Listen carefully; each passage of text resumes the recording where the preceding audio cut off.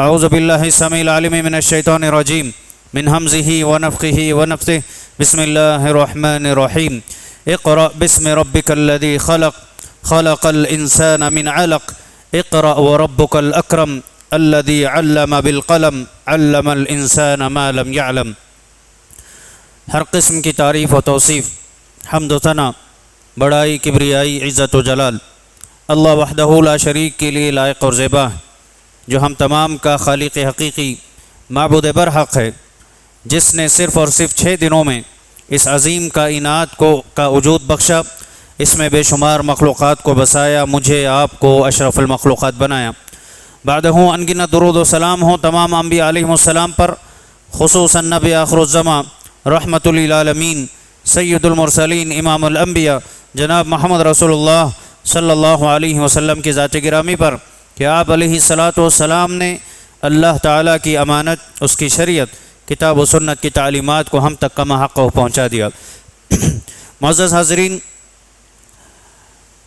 دین اسلام یہ اللہ رب العزت کی ایک عظیم عنایت ہے اپنے بندوں پر، ایک عظیم انعام ہے جو اللہ رب العزت نے مجھے اور آپ کو عطا کیا۔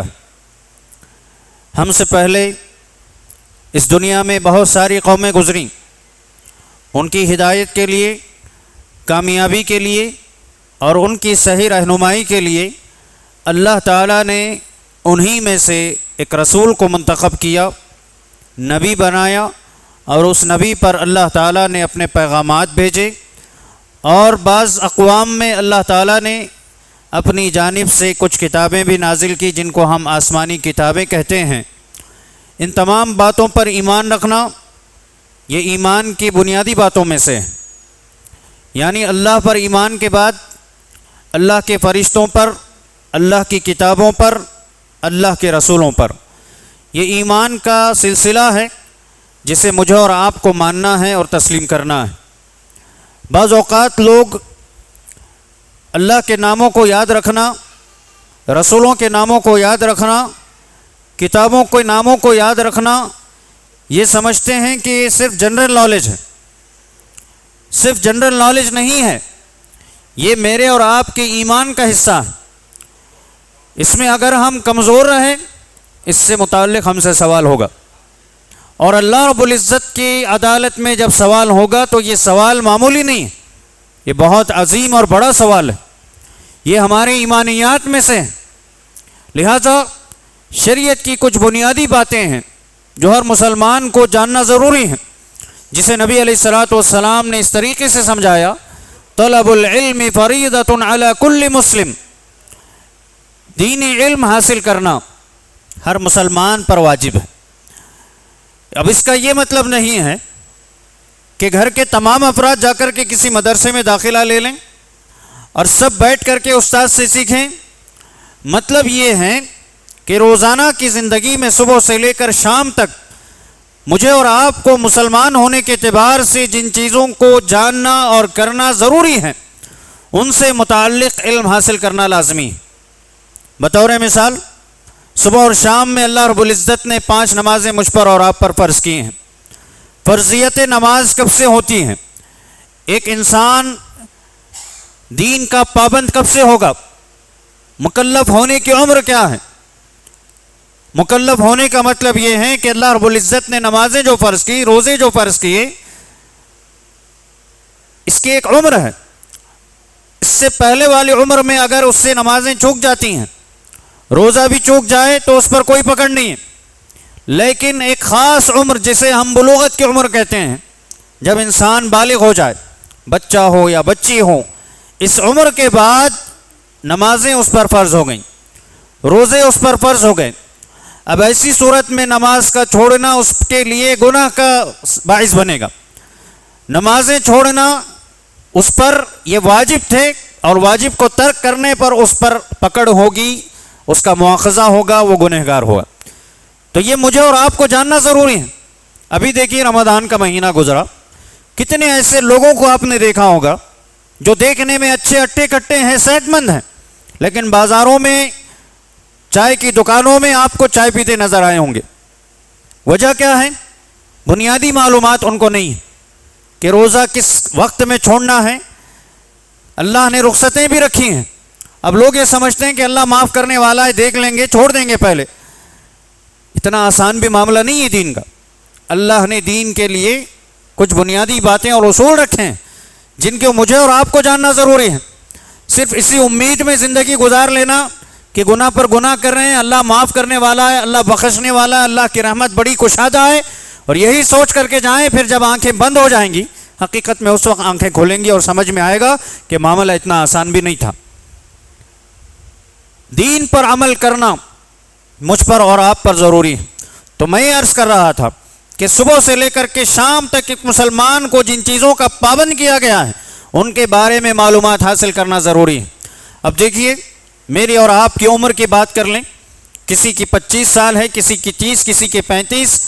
اب ان سالوں میں ہم نے کتنی نمازیں پڑھی ہیں؟ اب نمازوں کا کیا وہی طریقہ ہے جو ہمیں شروع میں سکھایا گیا تھا؟ ارکان اور واجبات ہم جانتے نہیں ہیں۔ نماز کے شرائط کسی سے پوچھ لیں تو جلدی جواب نہیں مل پاتا ہے۔ وضو کے آداب کیا ہیں، طور طریقہ کیا ہے، بڑوں سے جو ہم نے سیکھ لیا تھا وہی زندگی بھر عمل کر رہے ہوتے ہیں۔ نماز میں کھڑے ہونے کا ادب ہمارے پاس نہیں ہے۔ وہی اگر کسی ایک بڑے پرائم منسٹر، سی ایم فلاں سے ملاقات کے لیے کھڑا کر دیا جائے، پورے ادب سے، پورے خشوع خضوع سے کھڑے ہو جائیں گے، لیکن اللہ کے لیے، اللہ کے دربار میں آ کے کھڑے ہونے کا ادب ہمیں نہیں معلوم۔ کوئی قبلہ رخ ہوتا ہے، کوئی تھوڑا دائیں طرف مڑ کر ہے، کوئی بائیں طرف مڑ کر کھڑا ہوتا ہے، پیر لگا کر کھڑے ہونے کا طریقہ نہیں معلوم ہے۔ نبی علیہ الصلوۃ والسلام نے صحابہ کرام کو صفوں میں جا کر کے آپ نے ان کی اصلاح کی۔ صفوں میں کھڑے ہونے کا صحیح طریقہ نبی نے سکھایا، جا کر کے باقاعدہ آپ بتاتے تھے کہ اس طریقے سے کھڑے ہونا ہے، یہ اللہ کے سامنے کھڑے ہونے کا ادب ہے۔ ملٹری میں کوئی اپنے جو جنرل ہوتا ہے اس کی خلاف ورزی نہیں کر پاتا ہے، بٹن کا، شرٹ کا اس نے اگر بٹن بھی نہیں لگایا ہے اس کی وجہ سے اسے سزا بھگتنی پڑتی ہے۔ اور یہاں ہم اتنا معاملہ آسان سمجھتے ہیں کہ اللہ سے ہمیں جنت بھی چاہیے، اللہ سے ہمیں مغفرت بھی چاہیے، اللہ رب العزت سے ہمیں برکتیں بھی چاہیے، اور پھر وہ ہماری مرضی کے مطابق چاہیے۔ ہم چاہیں تو آئیں گے، نہیں چاہا دل تو نماز چھوڑ دیں گے، آتے بھی ہیں تو اپنے انداز سے۔ اور خصوصاً برجمعہ کی بات بھی اگر کر لیں تو خطیب کے ممبر پر چڑھنے سے پہلے سب کو مکلف کیا گیا ہے کہ مسجد میں حاضری دینا ہے۔ اور پھر جو فضیلتیں سنائی گئی ہیں، اونٹ کا ثواب، گائے کا ثواب، بکرے کا ثواب، مرغی کا ثواب، انڈے کا ثواب، یہ کوئی کھیل تماشا نہیں ہے، اللہ کی طرف سے بندوں کو ملنے والا اجر و ثواب ہے۔ اللہ نے یہ موقع ہمیں عطا کیے ہیں۔ اب یہی چیز آپ روزانہ حاصل کرنا چاہیں نہیں ملے گی آپ کو۔ اب اس مہینے کو ہم رمضان سمجھ کر کے روزے رکھنا شروع کر دیں تو وہ اجر و ثواب نہیں ملے گا۔ اللہ نے کچھ چیزیں لمیٹڈ آفر کے طور پر بنا رکھی ہیں، وہ اجر و ثواب، وہ فضیلتیں انہی گھڑیوں میں، انہی دنوں میں، انہی مہینوں میں ہم حاصل کر سکتے ہیں۔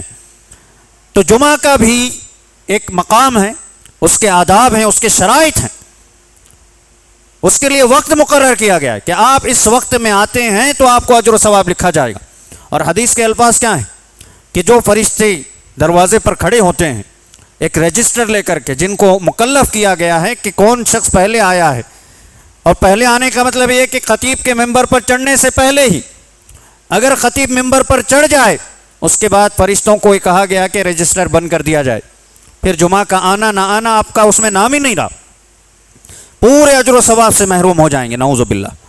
اور پھر فرشتے خود بھی پھر آسمانوں کی طرف نہیں جاتے ہیں، بیٹھ کر کے وہ بھی خطبہ جمعہ کو سنتے ہیں، یہ اللہ کا حکم ہے تو وہ اس کو عمل کرتے ہیں اس پر۔ یعنی جن کو ضرورت نہیں ہے، جو شریعت کے اس طریقے سے پابند نہیں ہے جیسے میں اور آپ ہیں، لیکن پھر بھی وہ بیٹھ کر کے خطبہ جمعہ سنتے ہیں، اور جس کو ضرورت ہے دین سیکھنا، سمجھنا، شریعت کی محکمات کو حاصل کرنا، ہمیں اس کی کوئی پرواہ نہیں ہے۔ ہم ایسے آتے ہیں جیسے ہم اپنے گھر میں آ رہے ہیں، اپنے گھر کے اپنی مرضی کے مالک ہیں۔ اللہ کے بندو، اللہ کے لیے اپنے نفسوں پر رحم کرو۔ یہ فضیلتوں کے جو موقع، گھڑیاں اللہ عطا کرتے ہیں، پھر یہ موقع ملے نہ ملے، دوبارہ اگلا ہفتہ ہمیں نصیب ہو نہ ہو، اگلا رمضان ملے نہ ملے، یہ جو اوقات فضیلتوں کے اللہ تعالیٰ عطا کرتے ہیں مجھے اور آپ کو سمجھنا ضروری ہے۔ اب یہ باتیں جب بولی جاتی ہیں تو کچھ لوگوں کو تکلیف ہوتی ہے، پریشان بھی ہوتے ہیں، کیا وجہ ہے، بار بار اس پر کیوں اصرار کیا جا رہا ہے؟ اس لیے کہ یہ میری اور آپ کی ذمہ داری ہے، یہ اس کا علم حاصل کرنا ضروری ہے، اس کی نالج رکھنا ضروری ہے۔ طلب العلم فریضۃ علی کل مسلم کا مطلب یہی ہے۔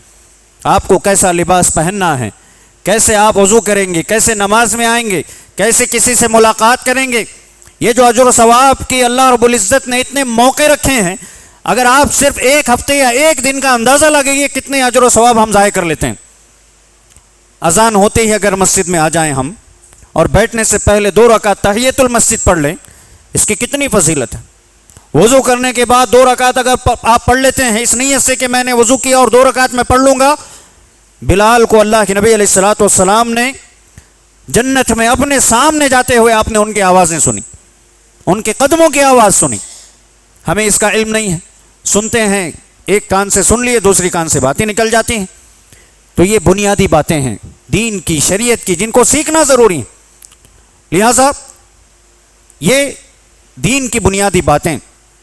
ابھی میں نے آپ کے سامنے سورۃ العلق قرآن کریم کی 30ویں پارے کی ایک مشہور سورت ہے، اس کی ابتدائی 5 آیتیں پڑھی ہیں، اور یہ ابتدائی 5 آیتیں وہ ہیں جن سے شریعت کا آغاز ہوا، دین اسلام کی بنیاد پڑی۔ جیسے اللہ نے اپنے پچھلے انبیاء پر وحی نازل کی، کتابوں کو نازل کیا، ویسے ہی میرے اور آپ کے نبی محمد صلی اللہ علیہ وسلم پر سب سے پہلے قرآن کی کوئی آیتیں، سب سے پہلا کوئی حکم نازل کیا تو یہ ابتدائی 5 آیتیں۔ اور یہ 5 آیتیں کیا ہیں؟ اقرأ بسم ربک الذی خلق، پڑھو اپنے رب کے نام سے جس نے پیدا کیا ہے۔ خلق الانسان من علق، جس نے انسان کو جمے ہوئے خون سے پیدا کیا۔ اقرأ وربک الاکرم، پڑھو تمہارا رب بڑا کرم کرنے والا ہے، رحم کرنے والا ہے۔ الذی علم بالقلم، جس نے انسان کو قلم کے ذریعے سے علم سکھایا۔ علم الانسان ما لم یعلم، انسان کو وہ تمام چیزیں اللہ نے سکھائیں جو انسان نہیں جانتا تھا۔ یہ ابتدائی 5 آیات جو نبی علیہ الصلوۃ والسلام کو نبی بنانے کے لیے اللہ رب العزت نے غار حرا میں نازل کی۔ جبرائیل علیہ السلام جو اللہ کے فرشتے اور فرشتوں کے سردار ہیں، وہ اپنی اصلی حالت میں اللہ کے نبی علیہ الصلوۃ والسلام کے پاس آئے تھے، اور آپ نے اللہ کے نبی سے کہا کہ پڑھو۔ سب سے پہلا حکم، کچھ اور باتیں نہیں کی، کہا کہ پڑھو۔ اللہ کے نبی نے کہا ما انا بقاری، 3 مرتبہ انہوں نے پڑھنے کا حکم دیا، اور 3 مرتبہ میں بھی اللہ کے نبی نے کہا ما انا بقاری۔ کیا مطلب ہے؟ میں پڑھا ہوا انسان نہیں ہوں، مجھے پڑھنا لکھنا نہیں آتا ہے۔ تینوں دفعہ میں جبرائیل علیہ السلام نے اپنے سینے پر لگا کر کے اللہ کے نبی کو بھینچا، دبایا اللہ کے نبی کو اور کہا پڑھو۔ اس سے محدثین نے ایک نقطہ نکالا ہے کہ علم آسان چیز نہیں ہے کہ جسے آپ کو نمک یا شکر کی طرح پانی میں گھول کر کے دے دیا جائے، آپ پی لیے اور آرام سے پیٹ میں چلا گیا۔ نہیں، علم کو حاصل کرنے کے لیے قربانی چاہیے، وقت چاہیے، اپنی زندگی کا ایک حصہ آپ کو لگانا چاہیے۔ ہم پیدا ہوئے، بڑے ہو رہے ہیں، اور جو کچھ ہمیں سکھایا گیا، پڑھایا گیا وہی پڑھ لیے، اس کے بعد دین کی طرف ہم پلٹ کر کے بھی نہیں دیکھتے، اس لیے کہ ہماری عادتیں بن چکی ہیں۔ علم بیٹھ کر کے سیکھنے کا مزاج کہیں نہ کہیں امت مسلمہ کی اکثریت میں ختم ہوتا نظر آتا ہے۔ 15-20 سال پہلے ایک آرٹیکل چھپا تھا جس کا ٹاپک اور عنوان یہی تھا، امت اقرا لا تقرا۔ غور کرنے کی بات ہے، امت اقرا لا تقرا، وہ امت جس پر سب سے پہلا حکم اللہ کا یہ نازل ہوا تھا کہ پڑھو، وہی امت پڑھ نہیں رہی ہے۔ گراف اٹھا کر کے دیکھیے، جہالت کا ہمارے مسلمانوں کی جو تعلیمی خواندگی ہے اس کا اگر آپ گراف اٹھا کر کے دیکھیں گے، پچھلے کچھ سالوں پہلے جو احصائیات کے ذریعے سے یہ بات بتائی گئی تھی، مسلم طبقوں میں کئی ایسے گھرانے ہیں جن میں شاید کوئی ایک شخص پڑھا لکھا ہے، اس کے بقیہ تمام افراد، گھر میں 7 لوگ ہیں، 5 لوگ ہیں، بقیہ لوگ پڑھے ہوئے نہیں ہیں، سب ان پڑھ ہیں۔ جب ان کو سگنیچر کی بات کی جاتی ہے تو کہتے ہیں کہ انگوٹھا لگائیں گے، سگنیچر نہیں آتی ہے، پڑھنا لکھنا نہیں آتا ہے۔ جبکہ آپ دیکھیں آج کے دور میں پڑھنے کے اتنے وسائل آ چکے ہیں، آپ گھر میں اپنے بیڈ پر بیٹھ کر کے علم حاصل کر سکتے ہیں، لیکن اسی قدر ہماری غفلت کہہ لیں، سستی کہہ لیں، لاپرواہی کہہ لیں، امت و اقرا لا تقرا، کہ جس امت کو پڑھنے کا حکم دیا گیا تھا وہ امت پڑھتی نہیں ہے، علم حاصل نہیں کرتی ہے۔ ہمارا ماضی کتنا روشن ہے، تابناک ہے، کتنے بڑے بڑے کارنامے ہماری امت کے لوگوں نے انجام دیے، اور آج ہم صرف فخر سے ان کے نام لیتے ہیں، ان کے کارناموں کا تذکرہ کرتے ہیں، ان کی تاریخ کو پڑھ کر کے خوش ضرور ہوتے ہیں، لیکن آگے کے ایام میں ہم اپنے آنے والی نسلوں کے لیے کیا دے رہے ہیں ہمیں اس کا کچھ اندازہ نہیں ہے۔ شاید کہ جس طریقے سے آج یہ تعلیم یافتہ زمانہ، ٹیکنالوجی کا زمانہ جس قدر تیزی سے بڑھتا چلا جا رہا ہے اور بڑھتا جا رہا ہے، شاید اگلے آنے والے سالوں میں ہم ان کی نظر میں ان پڑھ قرار پائیں گے۔ آنے والی نسلیں کہیں گی کہ ہمارے آبا و اجداد پڑھے لکھے نہیں تھے، کیونکہ ٹیکنالوجی بہت آگے چلی جائے گی، تعلیم بہت آگے چلے جائے گی، اور ایسے میں میں اور آپ کیا پڑھ رہے ہیں، کیا سیکھ رہے ہیں، ہمیں دین کی بنیادی باتیں نہیں معلوم جو ہمیں آخرت میں کامیاب کرنے والی ہیں۔ مجھے اپنے آپ کو مسلمان کہتے ہوئے جہاں فخر ہے، وہیں ساتھ ہی ساتھ یہ ضروری ہے کہ میں اپنے مسلمان ہونے کے لیے مجھ پر کیا کیا ضروری شرائط ہیں، میرے اخلاق کیسے ہوں، میرا طریقہ کیسا ہو، میرا سلوک کیسا ہو، میرے اوپر جو حقوق عائد ہیں، اللہ کے ہیں، نبی کے ہیں، دین کے ہیں، اور میرے اپنے گھر والوں کے ہیں، اپنے پڑوسیوں کے، رشتہ داروں کے، ان تمام چیزوں کو مجھے جاننا ضروری ہے، اور یہ دین ہمیں سکھاتا ہے۔ اور یہی بات یہاں بتائی گئی، اقرا، پڑھو۔ اور یہ پڑھنا کیسے ہو سکتا ہے؟ ایک تو یا تو مدرسے میں داخلہ لے لیں، قرآن کو پڑھیں، قرآن کو معنی کے ساتھ سمجھیں، جو کہ ہماری اکثریت بالکل واقف نہیں ہے، یا پھر یہ کہ ایسے علمی مجالس جہاں قائم ہوتے ہیں، جماعت کے ذریعے سے علم دیا جاتا ہے، لوگوں کو معلوم ہے کہ اتنے وقت میں خطبہ ختم ہو جائے گا، ہم صرف نماز پڑھ کر کے آئیں گے، پھر کب پڑھیں گے پتہ نہیں ہے، 15 منٹ خطبہ ہوگا یا آدھا گھنٹہ خطبہ ہوگا، آدھے گھنٹے کے بعد ہم سیدھے چلے جائیں گے، اقامت ہوتی رہے گی، وہاں جا کر کے نماز پڑھ لیں گے تو واپس آ جائیں گے۔ اللہ رب العزت نے انتظام کیا ہے، اور پھر پروگرامات بھی جو انتظام کیے جاتے ہیں اس میں بھی اندازہ ہے، پہلے مقرر کون ہوں گے، دوسرے کون ہوں گے، کس کو سننا ہے، یہ ہم صرف ٹیسٹ کے لیے سن رہے ہیں، کانوں کے مزے کے لیے، کہ فلاں اچھا لچھے دار تقریر کرتے ہیں، شعلہ بیان انداز میں تقریر کرتے ہیں، سن کر کے تھوڑی دیر انٹرٹینمنٹ کر لیں گے اور پھر واپس آ جائیں گے۔ آ کر کے باہر پوچھئے آپ نے کیا ٹاپک سنا، 4 میں سے 2 کو یاد رہے گا یا 1 کو یاد رہے گا، 3 بھول جائیں گے، بولیں گے اچھی تقریر کرے، کیا کرے نہیں یاد ہے۔ یہ اگر ہمارا رویہ رہا دین کو سیکھنے کا، تو پھر یاد رکھیں کہ آنے والی نسلیں ہمیں کوسیں گی، ہم پر اعتراضات اٹھیں گے، اور یہ ہماری ذمہ داری ہے۔ ہم نے اللہ کو نہیں پہچانا، دین کے بارے میں صحیح معلومات نہیں ہے، نبی علیہ الصلوۃ والسلام اور دین سے محبت کے صرف دعوے کرتی ہے امت۔ اللہ کے نبی علیہ الصلوۃ والسلام نے صرف 23 سالہ زندگی میں پوری دنیا میں اللہ کے نبی نے انقلاب برپا کیا، صرف 23 سال۔ اندازہ لگائیے، یہاں جتنے بیٹھے ہیں شاید کچھ لوگوں کے علاوہ سب کے سب 23 سے اوپر کی عمر ہے۔ ہم نے اپنی زندگی میں کیا کیا؟ ہم اپنے گھر میں کیا وہ ماحول پیدا کر سکے، دین سکھا سکیں؟ کیا ہم نے اتنے ڈیپلی دین کو سیکھنے کی کبھی تڑپ اپنے دل میں پیدا کی؟ نہیں، کیونکہ دنیا نے اس قدر مشغول کر دیا کہ ہم نے دین کو سیکھا ہی نہیں ہے۔ 23 سال کے 23 کے ڈبل ہو چکے ہیں ہماری عمر کے، بال پک چکے ہیں، ہڈیاں کمزور ہو رہے ہیں، ہماری جوانی گلتی چلی جا رہی ہے، لیکن ہم نے دین کے بارے میں وہ جو بنیادی باتیں ہیں وہ ہمیں نہیں معلوم۔ ارکان اسلام اور ارکان ایمان میں پوچھئے فرق نہیں کر پائیں گے۔ اللہ کے 99 نام میں سے کتنے نام یاد ہیں، اور ان کا معنی کس کو یاد ہے؟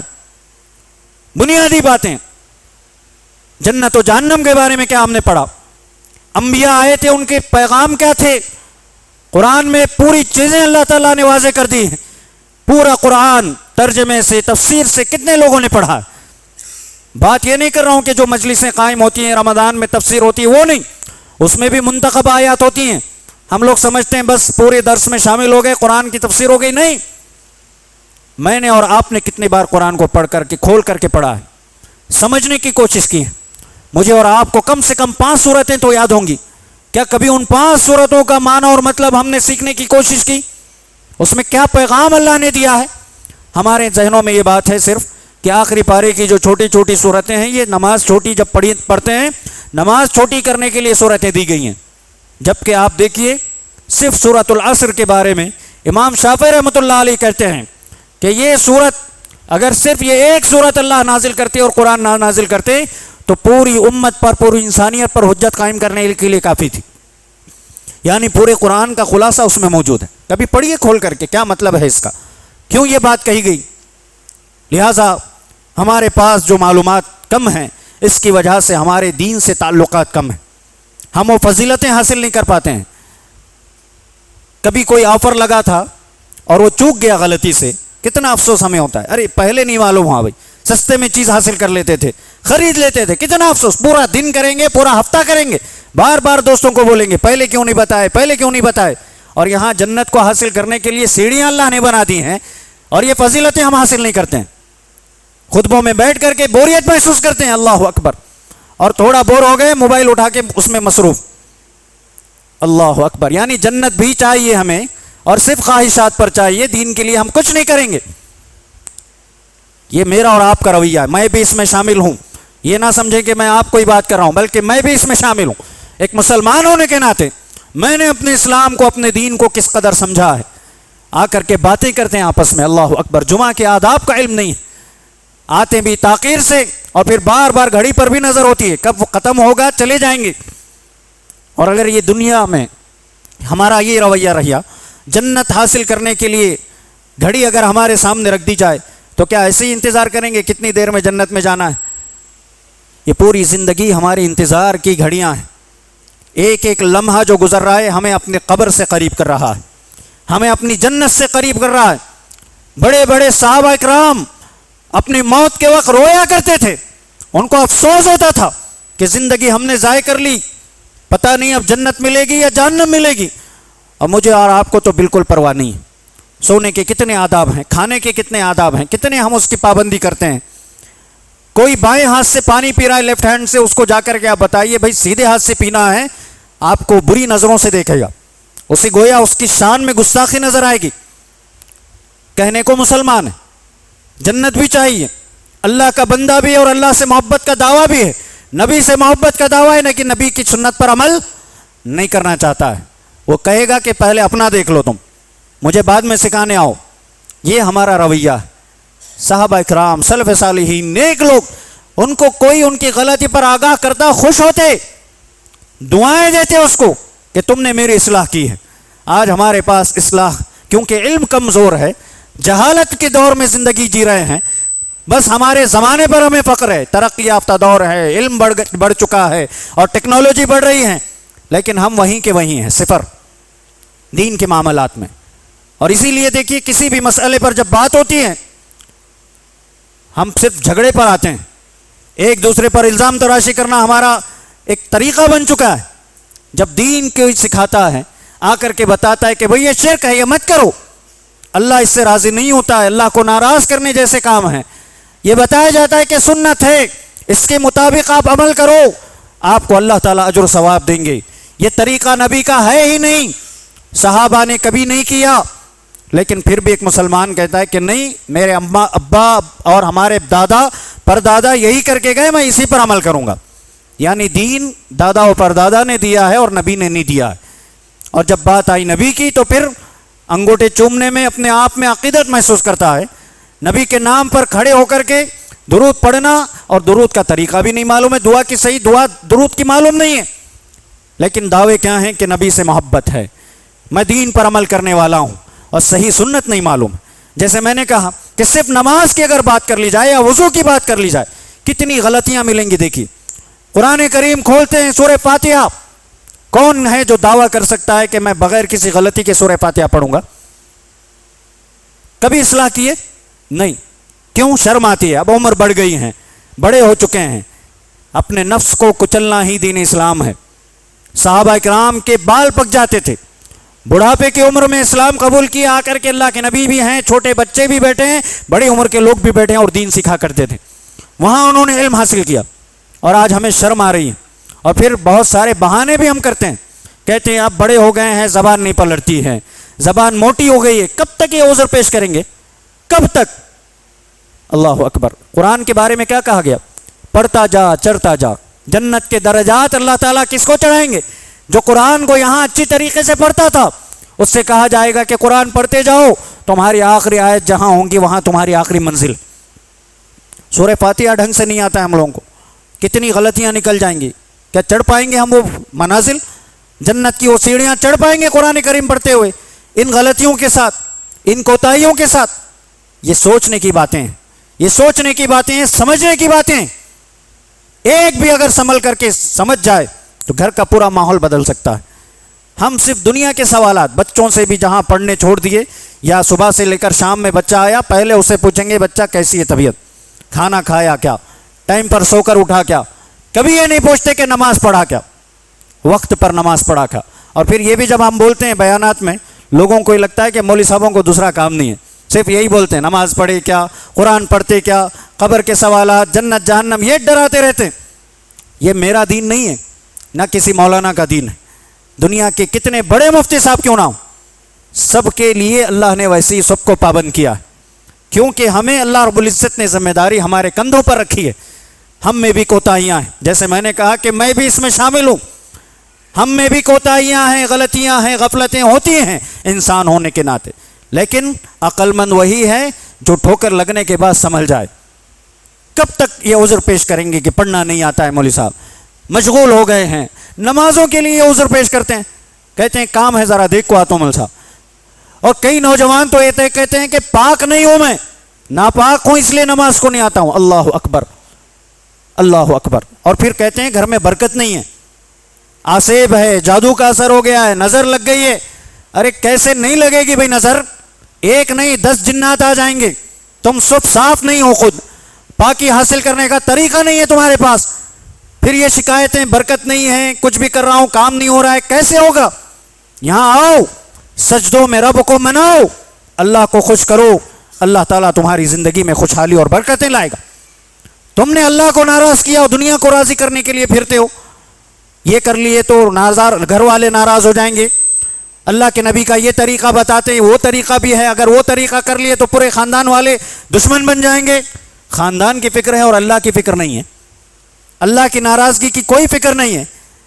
خاندان قبیلے والے ناراض ہو جائیں، جانے دیجئے، آج ناراض ہوں گے کل ناراض ہوں گے۔ بتائیے توحید یہ پیغام جو دین کا ہم تک پہنچا ہے، کیا بغیر ناراض کے ہم تک پہنچے ہیں؟ بغیر ناراضگی کے؟ سب سے پہلی دعوت اللہ کے نبی نے دی، یا ایھا الناس قولوا لا الہ الا اللہ تفلحوا، اے لوگو لا الہ الا اللہ کہو تم کامیاب ہو جاؤ گے۔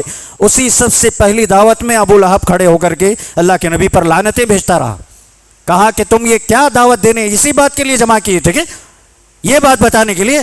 ہم تو 360 اپنے بت رکھے ہیں وہاں پر، اپنے باپ دادا کو ان کے سامنے سجدے کرتے ہوئے ہم دیکھتے ہیں، آج تم بلا کر کے کہہ رہے ہو کہ ایک اللہ کو مانو، ایک کیسے ہو سکتا ہے؟ اس لیے جمع کیے تھے۔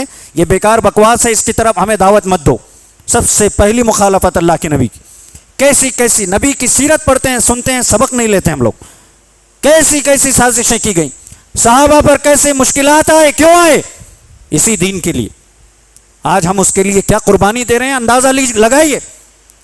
ٹھنڈی ہواؤں میں بیٹھ کر کے تھوڑی گرمی ہو جائے نماز پڑھنے میں، سب سے پہلے شکایت مسجد کے ذمہ داروں سے، بھئی ڈھنگ کا فین نہیں لگا سکتے کیا؟ کتنی گرمی میں ہم لوگ نماز پڑھے، جہنم کی آگ سے، وہاں کی حرارت سے بچنے کی فکر نہیں ہے بندے کو، چھوٹی اتنی قربانی برداشت نہیں ہے۔ 5 منٹ کی نماز میں 2 پسینے کے قطرے آ گئے تو شکایتیں لگتی ہیں، اور وہی دنیا کمانے کے لیے جل جائے انسان باہر جا کر کے گرمی میں، وہ کرنے کے لیے تیار۔ آخرت کی آگ کا اندازہ بھی ہے۔ اللہ اکبر، ایک چنگاری اگر اس دنیا میں پھینک دی جائے جہنم کی، پوری دنیا ریزہ ریزہ ہو جائے گی، ختم ہو جائے گی، اور اس آگ سے بچنے کی بالکل فکر نہیں ہم لوگوں کو۔ غفلت میں زندگی جی رہے ہیں اور مست ہیں ایسے ہی، یوں ہی بڑے ہوئے، کہتے ہیں نا صبح ہوئی شام ہوئی، یوں ہی زندگی تمام ہوئی، اور وہاں چلے جائیں گے، سوالات ہوں گے، اللہ اکبر، پھر کون جواب دے گا کون نہیں دے گا۔ دعا کیجئے اللہ ہمارے لیے یہ مرحلہ آسان کرے، سمجھ کر کے زندگی گزارنے کی اللہ ہمیں توفیق دے۔ اب دنیا کے معاملات میں بھی بچوں کی تعلیم کے سلسلے میں ہم کس قدر فکر مند ہیں، ان کی تربیت کے سلسلے میں ہمیں یہ لگتا ہے کہ بچے پیدا کر لیے، ان کے کھانے پینے کا انتظام کر دیا جائے۔ مائیں دیکھیے 5 بچے ہیں، 5 بچوں کی خواہشات پوری کرتے ہوئے ان کو پکا کے بھی دے گی، کوئی میگی کہتا ہے، کوئی فلاں کہتا ہے، کوئی فلاں پکا کے دو، ماں پکا کے بھی دے گی، اس کی محبت ہے یہ۔ لیکن کیا یہی محبت ہے کافی ہے؟ بچوں کے لیے ان کی خواہشات پوری کرتے جانا. بچہ دکان میں گیا, کہا مجھے یہ شرٹ پسند آئی, مجھے یہ شوز پسند آئے, ان کی ضد پورا کرنا, یہی محبت کافی ہے؟ کبھی ان کو بتا کر کے نماز کے لیے لانا, نماز سکھانا, نماز کے آداب بتانا, یہ مجھ پر اور آپ کا ضروری ہے. دنیاوی ضروریات پورا کرنا کبھی بھی یہ تربیت اولاد میں شامل نہیں ہے. صرف یہی تربیت نہیں ہے بلکہ دینی ضرورت ان کی پورا کرو. یہ جسم دنیا میں بنا, اس کی غذا اللہ نے دنیا میں رکھی ہے, کھانے پینے کی چیزوں. روح جو ہے اوپر سے آئی ہے اور اس کی غذا کہاں ہے؟ قرآن میں, جو اللہ رب العزت کی طرف سے اوپر سے نازل ہوا ہے. ہم نے وہی نہیں سکھایا؟ آپ بے شک اپنے بچے کو ڈاکٹر بنائیے, انجینئر بنائیے, دنیا بھر کے بڑے بڑے عہدوں پر لگائیے, شریعت نہیں روکتی ہے, آپ بنائیے.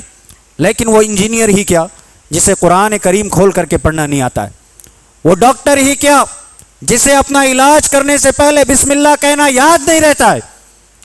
سب سے پہلا پیغام شریعت کا کیا ہے؟ اقرأ بسم ربک الذی خلق, پڑھو اپنے رب کے نام سے.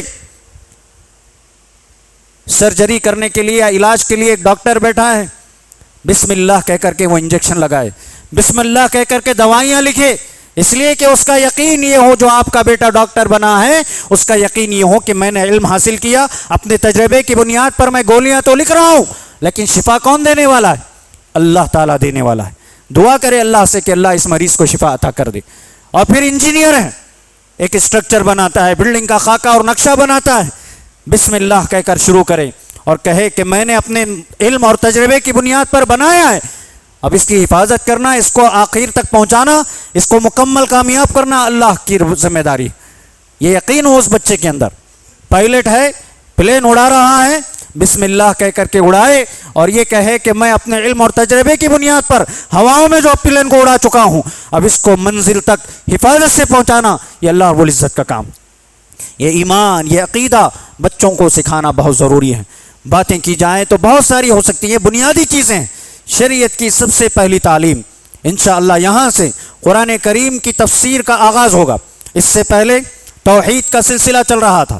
قرآن کریم میں وہ جانور, کیڑے مکوڑے جن کے ذریعے سے اللہ رب العزت نے اپنا تعارف کروایا, ہم نے چنا, جانا, معلوم کیا.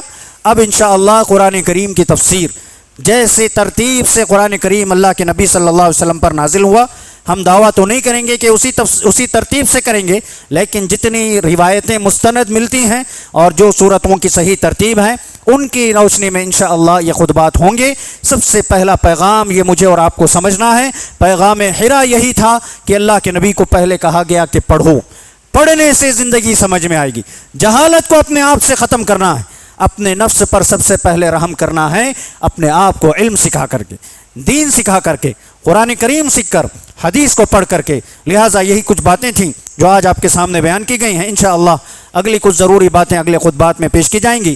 اللہ تعالیٰ سے دعا ہے کہ اللہ تعالیٰ ہم تمام کو جو کچھ بھی باتیں قرآن و حدیث کی روشنی میں ہم سنتے ہیں, پڑھتے ہیں, سمجھتے ہیں, کما حق ہو ان پر عمل کرنے کی اللہ توفیق عنایت فرمائے. اللہ تعالیٰ جتنی زندگی گزری ہے, ہو سکتا ہے غفلت میں, لاپرواہی میں, سستی میں نکل گئی ہوں, اللہ آگے کے جو مراحل ہیں, جو زندگی باقی ہیں, اللہ اس میں صحیح سمجھ عطا کر, دین پر ثابت قدمی عطا کرنا, دین کے علم کو حاصل کرنے کی توفیق عطا کرنا, تربیت اولاد میں صحیح حق ادا کرنے کی اللہ توفیق عنایت فرمانا. اللہ جب خاتمہ ہو حسن خاتمہ نصیب کرنا. انتقال کے بعد اللہ تعالیٰ مجھے, آپ کو, تمام مسلمانوں کو اللہ تعالیٰ عذاب قبر سے, عذاب جہنم سے بچا کر جنت الفردوس میں داخلہ نصیب فرمائے. آمین. وآخر دعوانا الحمدللہ رب العالمین.